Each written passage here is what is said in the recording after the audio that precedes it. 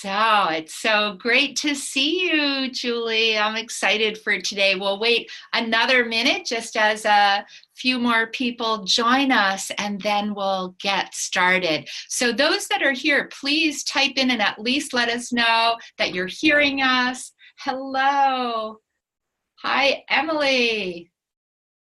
Fantastic. So you're in Albany, New York. You're freezing like us. I don't know. How is it in Quebec today? Are you really cold there? Yeah, it's really cold and there's a lot of snow. So this is a backyard. Wow. Yeah. So we're freezing. That's why I'm turtleneck, warm sweater on, but no snow. I wish we had the snow too. Yeah, we've had a great season for winter sports. I've been skate skiing and skating on the Rideau Canal, which is the longest canal in the world. So it's like 8.2 kilometers of ice. It's very beautiful. And then surfing and beautiful season for the winter sports. Yeah, definitely. Yeah, absolutely. I'm looking, and Megan, our pleasure coordinator, is there. Thank you, Megan. And she's typing in that if anybody needs any help, she'll be watching the chat throughout. So also, thanks, Megan, helping to compile questions to the end. That's so nice. And I'm seeing from Philadelphia, Michigan, and Mexico, living in London. How great to see you're joining us from all around the world.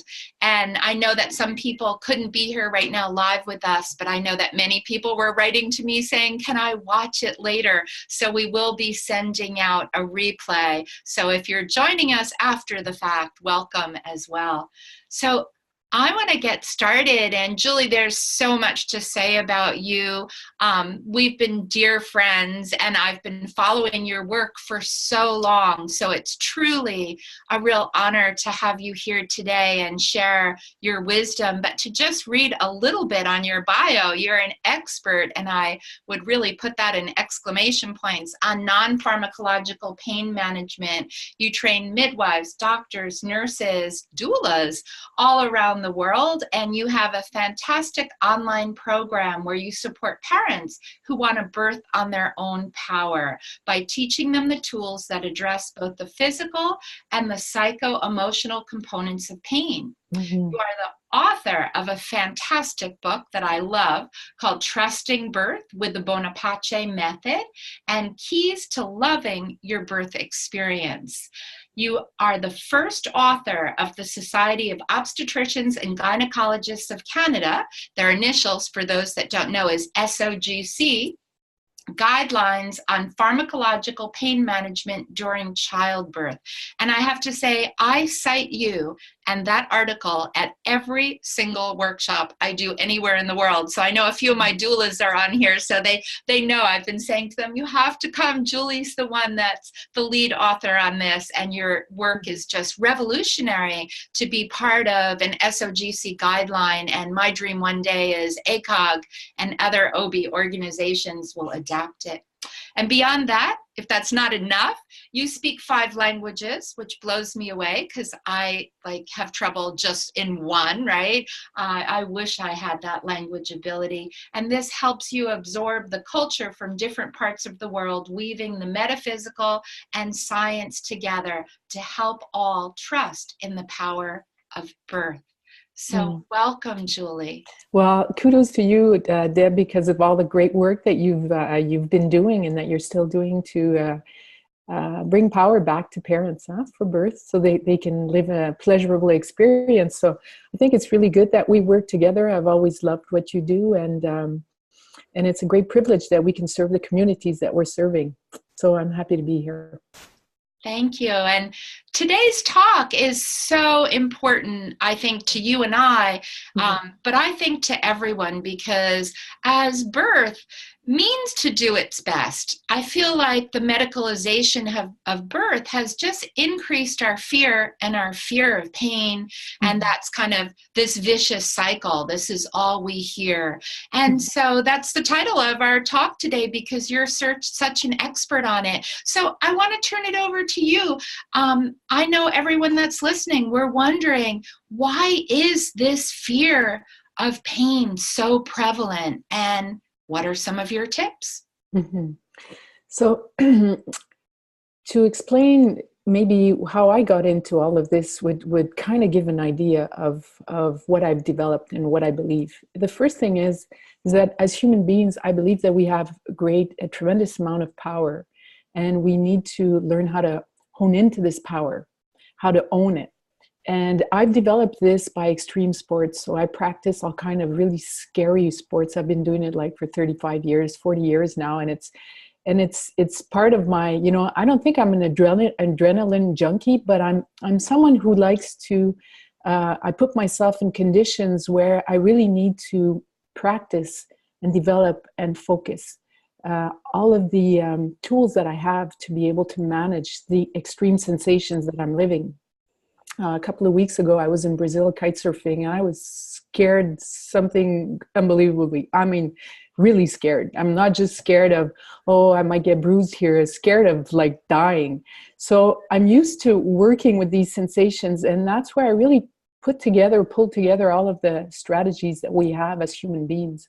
And just following up on that and bringing that into birth kind of normalizes the situation of birth. It's like, oh, it's only birth. It's only that compared to, everything else that I've exposed myself to. So it kind of gives a bit of a distance and a disconnect from the dialogue that we hear around birth. So let's look back at what birth is. So birth is a physiologic event. It's something that's happened for thousands of years, and we've survived this. So I live in northern Quebec, where it's like minus 30 many days during the year. And, you look at the First Native women who survived in this climate without electricity for hundreds of years, right? And if they survived through birth, then that means that there's something that's hardwired in our body that enables us to give birth safely. So I trust that we have what it takes. We just need to create the proper environment for that to happen. So if I'm kite surfing and I'm saying to myself, I'm going to die here, it's going to create a very bad environment for me, because it's going to produce a lot of the stress hormones, and it's going to get me in my head, and it's going to get me away from being in the body. And I need to be in the body because I'm going to use my body to do whatever maneuver I need to do in the wave or whatever. So birth is the same way. You need to be in the proper environment, and this environment is trust. So trust that you as a human being have the resources. Trust that the baby has an intelligence, and that the baby is also communicating with us. Trust that the people around you are there to support you. And if they're not there to support you, then you need to find people who will support you, right? So why are we so scared of pain? Is that I think that we've disenabled women by saying that there's a lot of faulty things going on in our body. And I don't believe that. I don't believe that any human being has a whole bunch of faulty things going on in their body. I believe that we have what it takes. It's just that we need to put all of these conditions together. And that's why in the bio, when you mentioned that I work on the physical, but I also work on the metaphysical, or on the other components, the emotional, the psychological, is that when we come to birth, we come with all of our bodies, with everything that we are. So it's the physical, but it's the mental, it's the emotional, it's the spiritual. It's all of our beliefs. We bring all that into our birth. And I believe that birth is really an opportunity to transcend, to become a most powerful person, to actualize, self-realize, and actualize yourself as soul. So it's a transformative journey. It is not a biomedical journey. It is a transformative journey from the inside. So I think that there's an awful lot that we can do to activate those resources, and that's how I got into using all of the non-pharmacological methods, because these methods, they are the ones that activate all of the resources that we have. So that was a bit of a long answer, but yes, That was fantastic, though. But I have to say, you're amazing, because to be able to do the kite surfing and the fear-based things you do, you really have overcome fear. But I have to say, listening to you, I was like, I'd be terrified, right? Mm. And in those situations, being able to get out of your head, that's wow, right?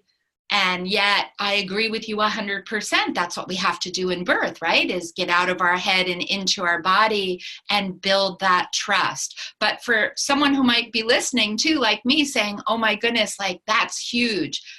What are some of the ways that you can recommend to do that? Okay, so I think that this is one connection that you and I have that's really strong, which is our interest in sexuality. And sexuality is not an activity that has to be on the to-do list. Oh no, it's Friday night again, I have to do it, right? It can be such a powerful experience, a transformative, powerful experience. I believe in monogamy.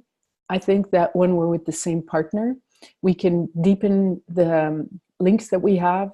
We can go deeper into who we are. We discover who we are and who we want to be through the other person. So I don't think that we need to live with someone, but if we are conceiving a baby, obviously there must be a partner somewhere in the, in the environment, and that's possibly the, whether it's a male or a female partner, it doesn't matter. The opportunity to live with someone is to really to develop as soul, to self-actualize.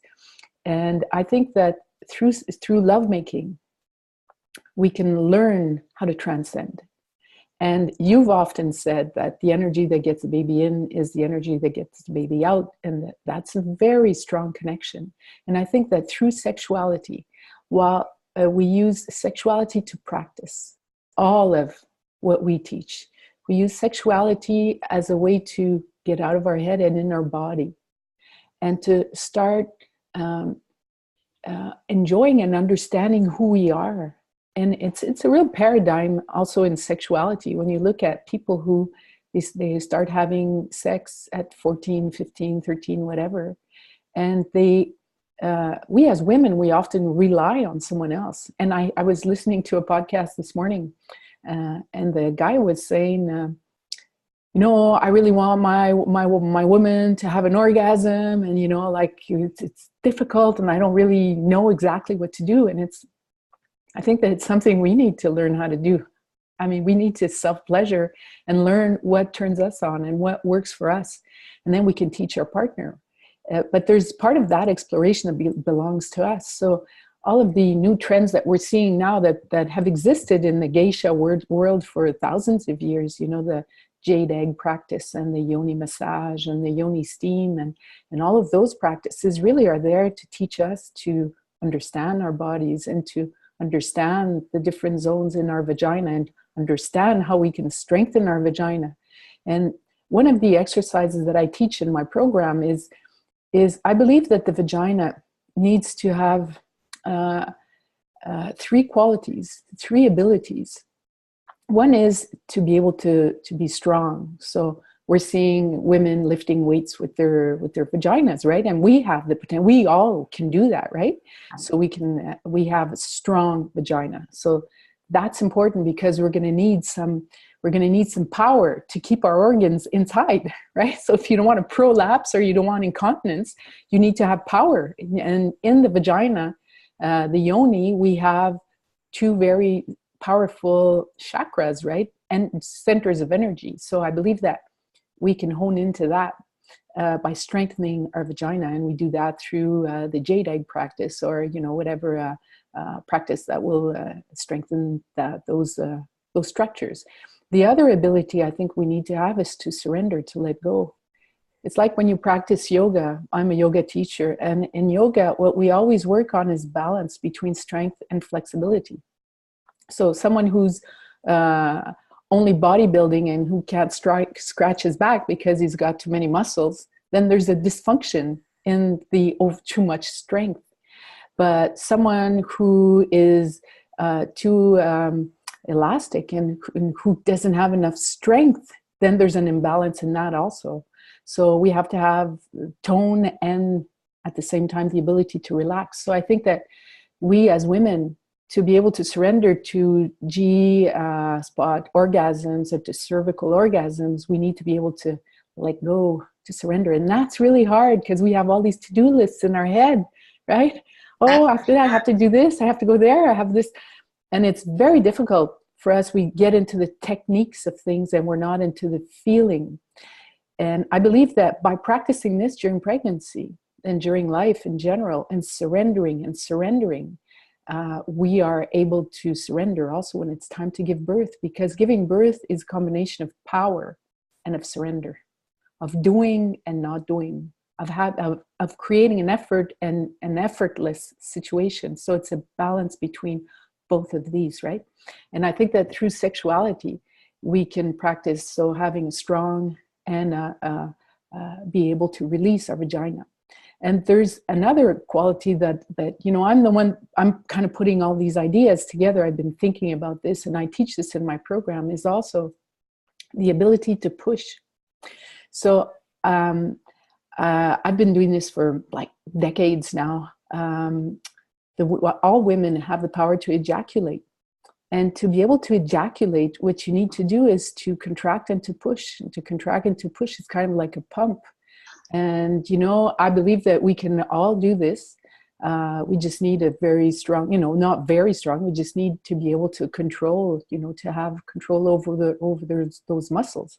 In yoga, they call that a bandha, which is like strengthening it, like closing a little bit. So we have bandhas that we close so the energy just doesn't leak out, right? So I think that by learning these practices, practicing that during life and during pregnancy, it gets our fires going, and it starts creating the proper context to live in our body, to be in our body. And this is the type of work that you do on your own. You don't need a partner to do this. You can do all of this on your own, and then share that with your partner also, and it becomes a game.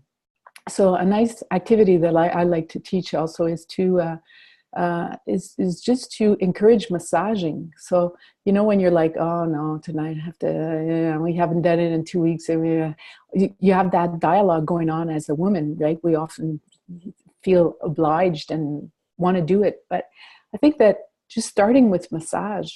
So sometimes I just offer my partner, well, many times, I'll just say, okay, I'm just going to massage you. And I mean, who says no to a massage, right? No one says no to that. So I just start massaging. I can start, his back or his buttocks, and then he flips over, and then, it just becomes a moment of sharing. So, so I'll do a massage on him, and then eventually he'll do a massage on me. And then that kind of gets the juices flowing, and that helps us be in our body. And I believe that that's a practice that we really need to get into, to be able to enjoy birth, because birth can be such an enjoyable experience. Yes. And like I'm past the age of giving birth. Of course, my daughter just gave birth a couple of months ago, and I witnessed an ecstatic birth. I mean, I was there. She asked me just to support her partner and her, and she had a home birth and, all that great stuff. And I saw her use an electrical toothbrush, the cheap $2 toothbrushes from the pharmacy or anywhere. And she used the vibrating side on her clitoris during every contraction. And she was like, enjoying herself, singing and dancing and moving the whole time. And it lasted like a solid 24 hours, all of this birth. I saw her, at a certain point, she told the midwife and the doula friend and myself, well, I think it's time for you guys to go for a rest. Bye-bye. And they made love. I mean, they I don't know exactly. I know they had a penetration because she told me about it, but I think that sexuality really is a key. It is a key because it enables us to open up, to surrender, to produce the proper hormones that we need. It enables us to be in our body, not in our mind. And I think that is such a great practice. Yeah, I couldn't agree more. So well said, right? Mm-hmm. And when we're talking about preparing, how do we get over fear of pain? Often people don't go to sexuality. I'm sure some of you here today were like, wait a second, that wasn't what I kind of signed up for. But I agree with you so much. It's such a missing piece as we look at body, mind, spirit, and sexuality in preparing for birth, and how we can fully experience our body, the pleasure, the joy, the ecstasy, and that's what I call the orgasmic kind of pleasure that's accessible in birth as well. Exactly. And there's one thing, Deb, that I wanted to say is that if as a woman you're experiencing fear in going into birth, you need to release that before. You really need to look at it, release it, and see where does it come from. Because we live in a culture of fear. There's a fear. It's like we've created, I coach parents all the time and I ask them, so what's your project? What are your wishes? What are your birth wishes? And people say, I don't want to have pain.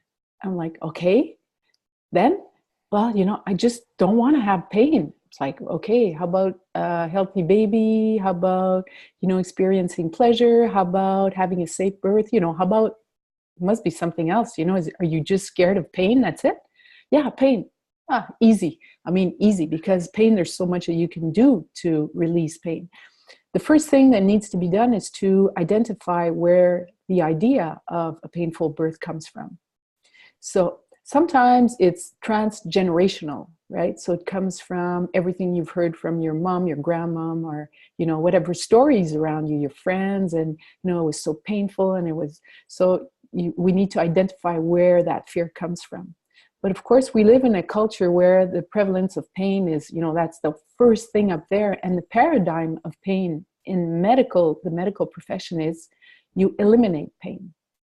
I used to work in a pain research lab, and the goal was to eliminate pain, right? So so you're looking at birth and you're saying, well, why do we have pain in birth? Well, that's a good question. And we asked that question in our guideline, and we said, well, what is the origin of pain in birth? Where is the origin? Like if you drop a rock on your foot, or if you cut your foot, the origin of pain, the signal comes from the lesion that you've created in your foot. But in birth, where is the lesion? There is no lesion. So most of the times women have intact uteruses, the vagina is intact. So why is it so painful? So actually there is no reason to explain the origin of the sensations. So probably the stretching, it's like when you practice yoga, some poses, you stretch and you hold them long, and then it kind of feels like uncomfortable. And that can be perceived as pain. But breathing through it, releasing, focusing your attention on releasing, talking to yourselves, or, having a mental dialogue saying, I'm fine, I'm working with my baby. The cognition that you have is going to influence what perception you have. But there's nothing to explain the intensity of what women live. So I think that we've been conditioned to believe that there is pain. We've been conditioned to buy into it. We've been conditioned also to eliminate it and not to work with it. And that's the new paradigm that we're trying to get into the medical community, which is women need to work with their sensations, because the sensations are telling them what to do. They're telling them, don't sit down, don't lay down. Go on your side, move your belly, move your pelvis. They're telling you, they're teaching you what to do. You're working with your baby. Your baby is talking to you through your sensations. So let's work together. And let's not try to eliminate that. It's like if you're having sex, why would you want to not feel anything in sex, right? The purpose is to feel something, right? To enjoy it, right? So what you wouldn't want an epidural before having sex, because you'd be passive and you'd be, like not non-reactive. You wouldn't feel anything. So it's the same with birth. Birth is an opportunity, to live all these strong sensations, but depending on what mentally you have as a framework, it's going to influence what you're going to live. So that's why the preliminary work of eliminating the blocks and saying, okay, where does this come from? Well, this is not my story. This is the story I saw there on that film, or from my mom, or from these, and I'm going to create my own story. So that's why in my program, I teach people to let's create the birth you want. And you can do this by unhinging all of the blocks. that you've accumulated throughout your womanhood, let's say. So I think that that's an important piece. And the tool that I use to do that is the emotional freedom technique. So when you use EFT, which is tapping, when you tap, it enables you to get into an altered state of consciousness where you're able to release things that you didn't even know existed. And that's where we really need to get into to be able to release this fear. And there's also another piece to that, which is the medical interventions. So on our guideline, we have a piece on that also that says that there are many medical interventions that increase pain. And because of these interventions, women have more pain. And because they have more pain, they have more interventions. So you have an epidural, and because you've taken the epidural, then you have to have synthetic oxytocin, then you have to have vacuum extraction, and then you have to have a repair of your lesions on your perineum, and then it just goes on, right? So the breastfeeding doesn't begin, the attachment is more difficult, and you have all of these consequences of having started with medical interventions. So I work in countries where women aren't allowed to eat and drink. So if you can't eat and drink, you're going to suffer. It's going to be harder. You know, you try not to eat and drink for 24 hours and you're going to run a marathon, or you're going to have a very, demanding activity. It's going to be really hard. So not moving, they're tied to a bunch of monitors and to a bunch of computers that are making sounds, that are giving signals. That's activating the reptilian brain that's saying, holy cow, something's wrong. You must be in danger. So that reduces the good hormones that create the contractions. Then you have to give synthetic hormones. And then when you do that, you inhibit the good hormones, like the natural oxytocin that has an analgesic effect. And because of that, the pain is going to be more intense. So then you take the epidural, and that's what we call the cascade of interventions that you know very well. Yes. So a medicalized birth is a more painful birth because of the context. And also people who are coming in and out, they're invading a bit your privacy, and they're not doing it because they want to be spiteful. They're just doing it because that's their job, right? That's what everyone who's in a hospital is sick. That's where sick people go. So, I work in Algeria, and they call the women who's birthing, they call her the patient, the sick patient. So la malade, and then you're like, well, who wants to be a patient, right? So you're not a patient, you're a laboring goddess, yes, woman potential, right? So you're in a state of transformation.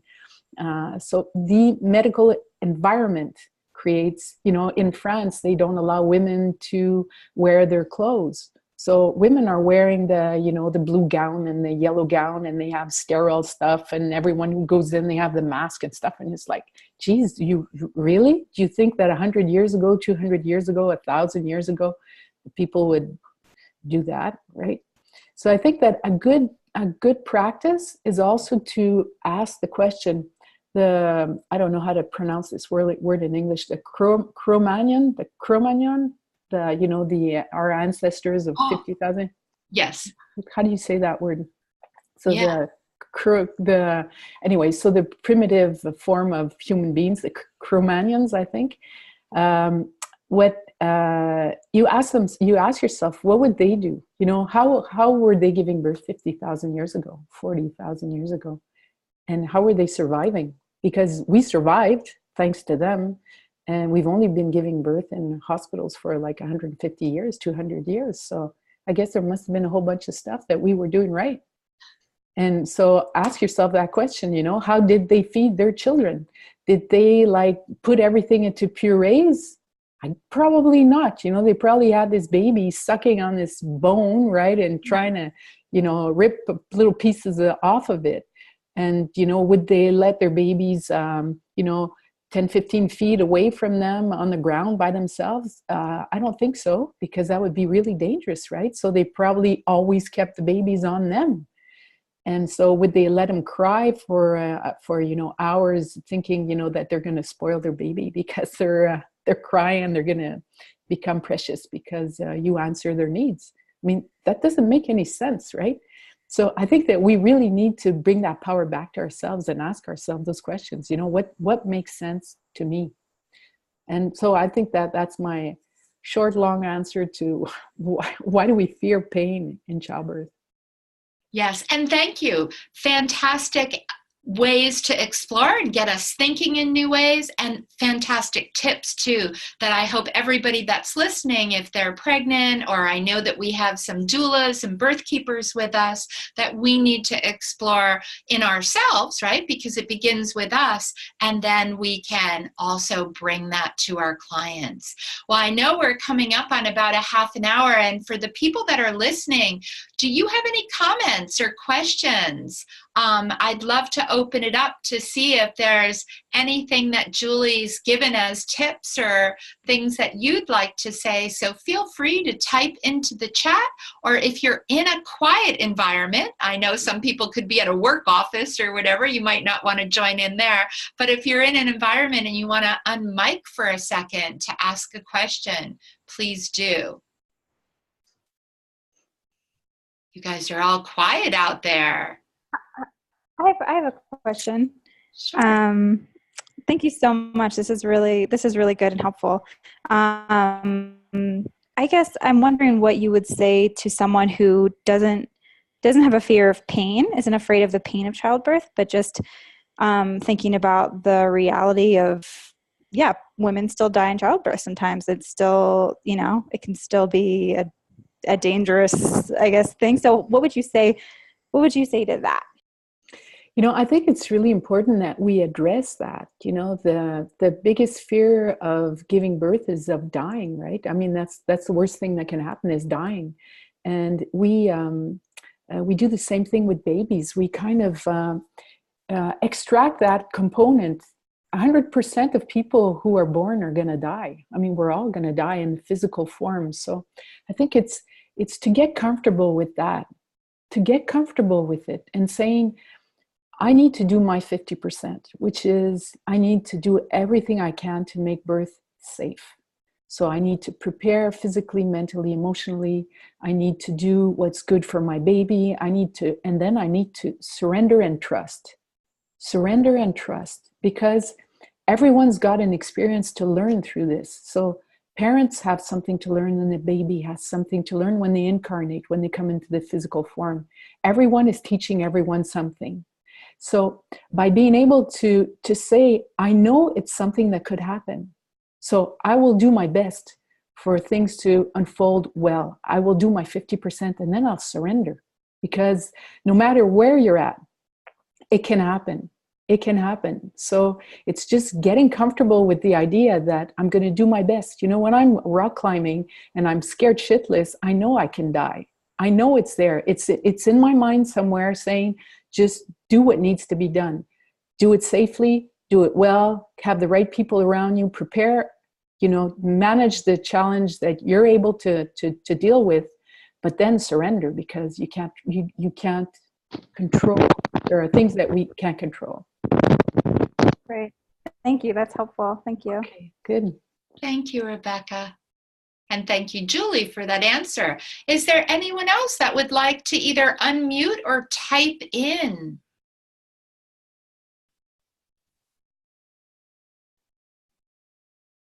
Okay, what do you think about episiotomy? Do you think it's normal, or is it avoidable? Do you want me to answer that, Deb, or you want me to answer it? Go ahead. I think it's ridiculous. I think it's ridiculous. We have no scientific proof that the episiotomy protects anyone or anything. When I work in France, I see people who are teaching how to re-educate the perineum after they've cut it, and they say, okay, so here's a reminder on how to cut it, and then here's how to repair it, and it's a huge business. And I'm like, why are you even doing this? Why? We have no scientific proof that demonstrate that episiotomies do anything. First of all, they create a huge lesions in women. They have a huge impediment on sexual desire after. And that's why I tell the husbands, you see the scissor come out, man, you make sure you jump on whoever's got the scissors and you tackle him in the legs and just say no. When I say no, I mean no, I say no. So what I would suggest is I believe that we have the ability to stretch our perineum. We do. I am convinced of that. There's a sexual practice that's called fisting, which is to insert one finger and two and three, and to, as a sexual game, to be able to release and to open until you have your partner's fist in your vagina. And we're like, oh my God, well, oh my God, we're going to give birth and we have a whole baby come out of the vagina. So I think that we have this ability. It's just that we're so, like unconscious of what we have, where our yoni is, right? So I think that we have all it takes. We just need to prepare for that. So the only reason that I would consider an episiotomy to be useful is if the baby is truly in danger, but truly in danger. And it's not like, oh, we've been pushing for a half hour now and we're kind of tired of this and I want to go out to dinner, so I'm going to do an episiotomy so it goes faster. That does not constitute an urgency for me. Yes. And I would add into the episiotomy, Julie, that we do know that episiotomy is harmful. So why we certainly don't have evidence of benefit. I think somebody's unmuted now. If you Rihanna, I think. Yeah, I'm just looking. Okay, got it. So if you can, look at the data, you see that it's harmful. But I want to share a little story. Some of you know, and Julie, when I was pregnant with my first, my biggest fear was episiotomy. So I really appreciate that question. And it was really amazing that, to me, what I wanted more than anything was not to be cut. And the more I thought about it and learned, and as we look at sexuality, we all know when we are aroused, the vagina can open up to 2 inches in arousal. And that's part of the state of getting juicy and open. And so why are we not really considering the sexuality of birth? In most environments in birth, our vaginas are saying no how, no way, and they're going to be in a place where they're not wanting to open, which is making it, I think, why more babies need to be sucked out and pulled out and that. But I went to my doctor and I was pretty clear. I had a male physician, and with like a protractor looking at different circles of different sizes, I said, think about, and you don't have to answer, the size of your penis at this moment and the size it gets to when it's aroused. And you don't need a cut. Men kind of know that they can change shape and size, multiple times in a day. And I said, well, I believe that my perineum has the exact same elasticity. So I have a deal for you. If you don't cut me, I won't cut you. And that was really my way of feeling about episiotomy, that I would take absolute, it would be my responsibility if I didn't do, as you so well, Julie said, the preparation. It wasn't about just saying, I'm just going to do nothing. I did a lot of prep on being able to open, and a lot of prep about birth position and how to push and how to listen to my body so that I would maximize that. We have a couple of questions. Maybe we could look at, Deb, there's someone asking about a C-section and saying that she had a first birth. My son was a C-section, so one of my fears is not being able to have a vaginal birth. Again, at the same time, the idea of another C-section. So I think that there's a lot of trauma that's associated with birth in our field, and just not thinking about it is not going to fix it. So whatever investment you make into releasing the blocks from a previous birth is really important and is key in preparing for the next birth. So it's very difficult to go into a new birth without releasing the first birth. And, that can take just an hour. An hour of good coaching where you do some EFT, and then you're able to see where things went wrong the first time, and then to be able to reframe that situation, what we call cognitive shift, and then release that to be able to start again. So this is a new birth, this is a new environment. So I think that the best advice that I could give you, if you're scared of having another C-section, really is to release the previous birth. So to be able to work through it and figure out what went wrong or what went right, and what you could do differently and how you want to do it, and just get power over this. Because a lot of women experience the feeling of having no power when they have a C-section. They just like, oh my, it just, you know, everything was going so fast, or other people decided, and it kind of felt like I wasn't even involved in this decision. And that, I think that it's difficult, and we can work through that. So I think that's a key part, I would say. Yeah, fantastic.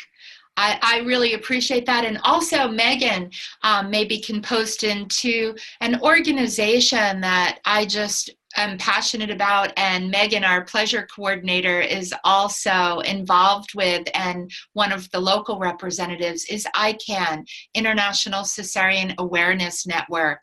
And I think it's really fantastic to get together with groups that have put together tools and resources for you in your community, and places where you can get together with other people that have had a belly birth, a cesarean birth, and talk also about your fears, but also ways of preparing for the next birth. Mm-hmm. So Megan, if you're still there, if you can post into the chat ICANN's website, that's another very great resource for everyone. And I think there's some more questions. There's one question about the infection. So if there's a penetration while you're in labor and in delivery, and I like the way this person has framed it, where she says, well, it doesn't seem to be a problem when they do vaginal checks, but it's a problem when we put something else in, right? So I think that, you know, I work with people who have traumas in birth, and the best way to reduce trauma is to empower people, because the component that's always present in trauma is feeling that you have no power, powerless. And when you make informed decisions, you deal with the consequences a lot better. So there could be some risk of infection with the penetration, as there could be some risk of infection when there's, you know, a vaginal exam. So if the membranes are intact, the risk is very low. But, you know, I think it's a question of balancing it. You know, it's a question of balancing all of this. So I think that you go through the advantages, the disadvantages. If a penetration for me would mean less sensations or better hormones, enjoying my experience, and there's a risk of 1 in 1,000 that, you know, maybe I'd be willing to take that risk, because I consider it a smaller risk than having to have synthetic oxytocin and then having a forceps or having a cesarean, right? So everything we do comprises of a risk. So it's a question of, you know, whatever you feel is feasible or works for you. So that would be my understanding. What do you think, Deb? Yeah, I agree 100%. I mean, making decisions, when we look at what our birth memory comprises, it's being supported, it's being part of decision making. And I always feel like knowledge is power. So I think it is really important to understand the risks and benefits of everything. And I really love the idea, and I hadn't framed it in the way there that, you know, we're worried about penetration, but it is true. I mean, we're with vaginal exams too. Sadly, so many people are having strangers come in, and, you know, multiple people doing vaginal exams, and we've normalized this, which is really sad. And even vaginal exams in general, I would say. I mean, I work with some caregivers that really rarely, if ever, do vaginal exams, and instead encourage women to do them themselves. Feel your own body, but do that with the knowledge of understanding risks and benefits. Mm-hmm.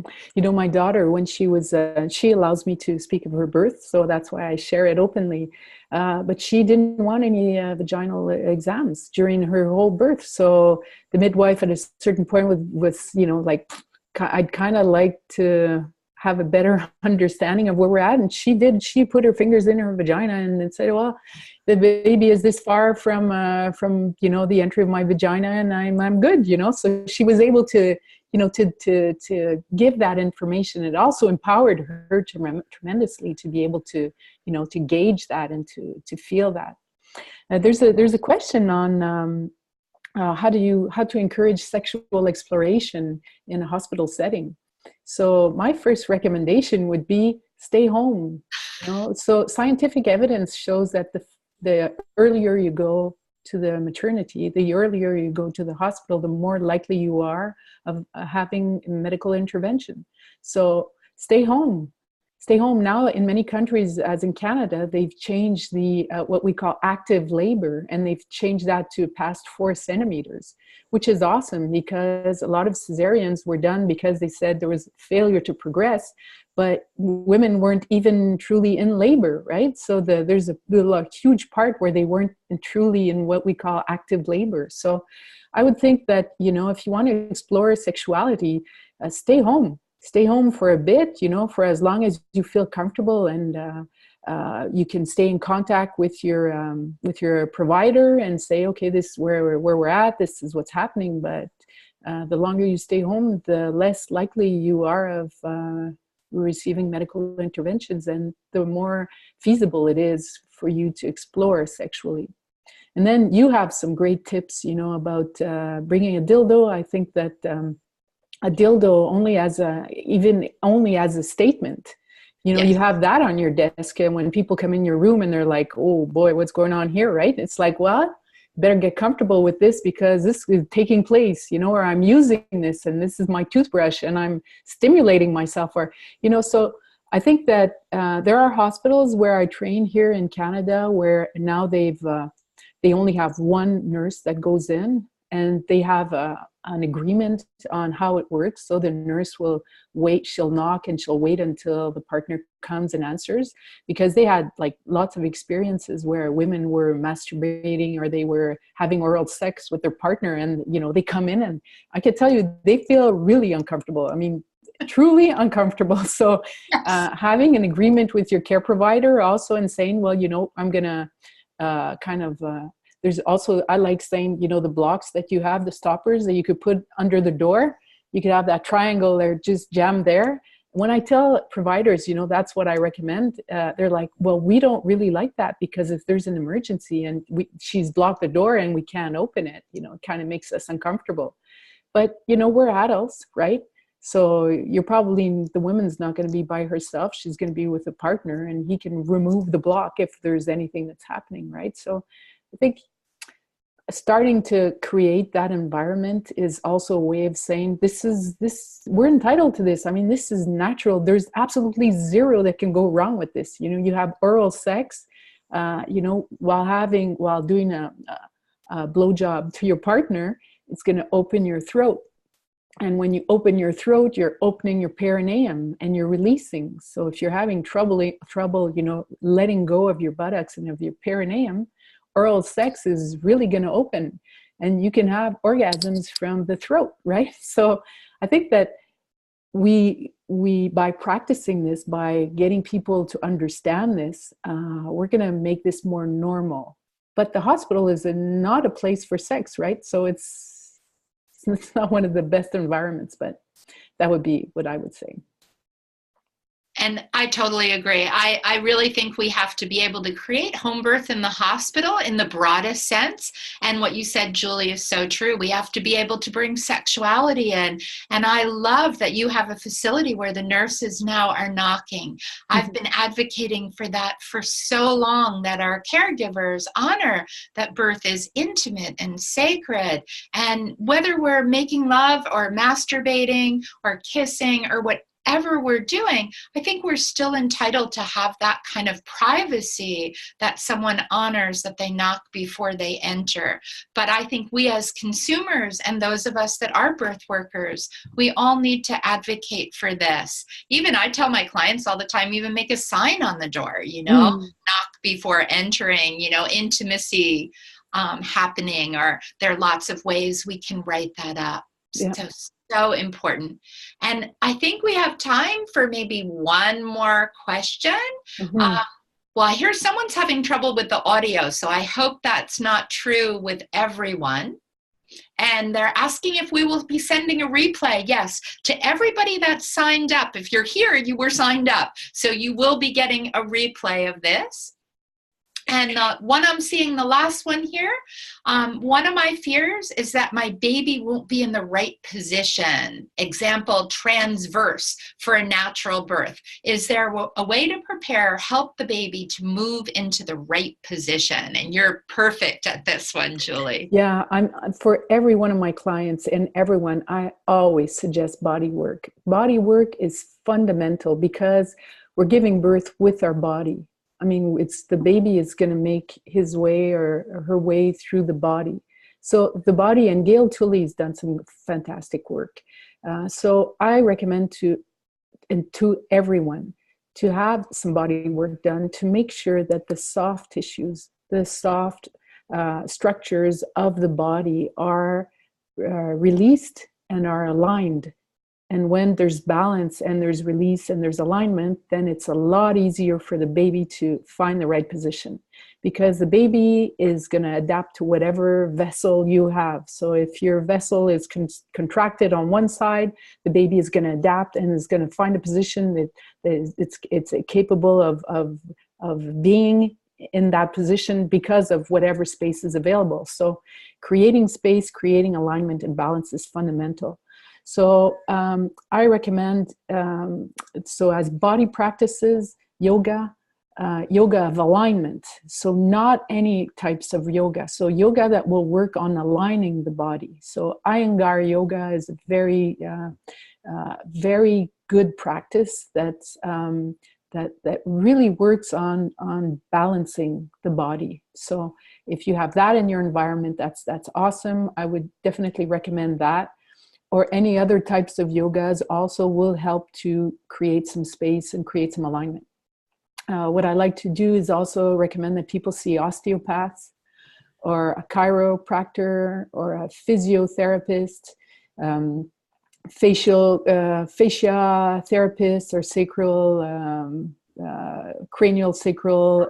So anyone who does body work and who specializes in birth is even better, because there they'll be able to see if there are any torsions or if there are any limitations.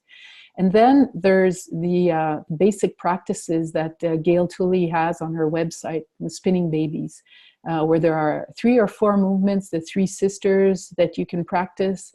I'm also a practitioner for Spinning Babies. So when you look on her website, she has practitioners that are able to guide you if you have any issues.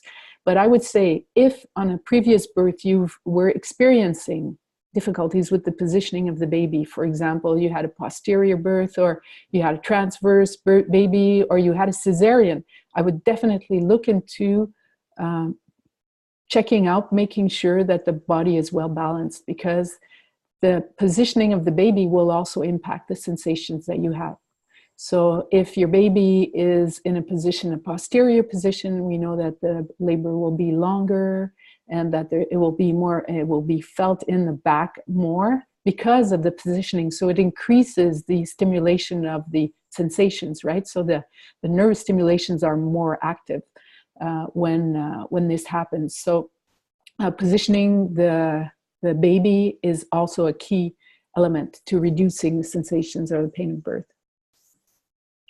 Thank you so much, Julie. This has been such a pleasure having this time together with you, and I thank everyone that has joined us from so many countries around the world.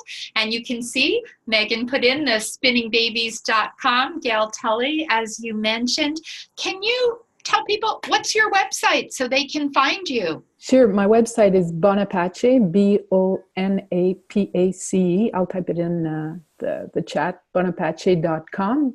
On the website also, you'll be able to access the guideline for free, or else you have to pay for it or you have to be a member of the SOGC. So if you go to my website and the section, the top right section, press and media, you'll be able to access the guideline and other scientific studies that I've done and contributed with different groups of researchers. So that's there. There's also my online program for parents and for doulas if they want to find out about all the non-pharmacological methods and the scientific literature and the practice and how to really do it. It's all there. Fantastic. Thank you so much. And Julie and I are talking about, so you'll have to follow us, some combination and some new programs together. So I'm really excited about today and kind of beginning to explore more ways that you and I can offer classes together. And for those that are here, you can also go, and Megan will be typing in our Pain to Power childbirth class. And right now we're offering a free module. So if you want to go in and get a free access to our course and see what it's like, go to paintopowerchildbirth.com and watch for Julie and I. We're brewing, gestating some new ideas and some new projects in combination together. And like always, we love to hear your feedback. Pop over. We'd love to see you on our Facebook pages, on Instagram, Orgasmic Birth for me on Instagram or Facebook. And Julie, what are your social media? Hey, I've just overcome all the fear of social media. So you guys would say like, oh my God, we're scared of birth and I'm scared of social media, but I've done a lot of tapping on that. And I actually have an active Instagram account now. So it's Méthode Bonapace. So it's a Bonapace method, but in French with an E. So method with an E, Bonapace. Fantastic. Well, thank you again. Thank you, everyone. We'll be sending out the replay in a little while. And we really hope to hear your thoughts and comments. And Julie, I look forward to talking with you again soon. Absolutely. Thank you so much. Thank you so much. It was wonderful. Awesome. Oh, thank you, Rebecca. Thank you, everyone. And I think, Linda, you said I'm going to see you at Eat, Pray, Doula. So I look forward to seeing you in March. Some of you that are here that have joined from past workshops too, thank you. Awesome. Bye. Bye.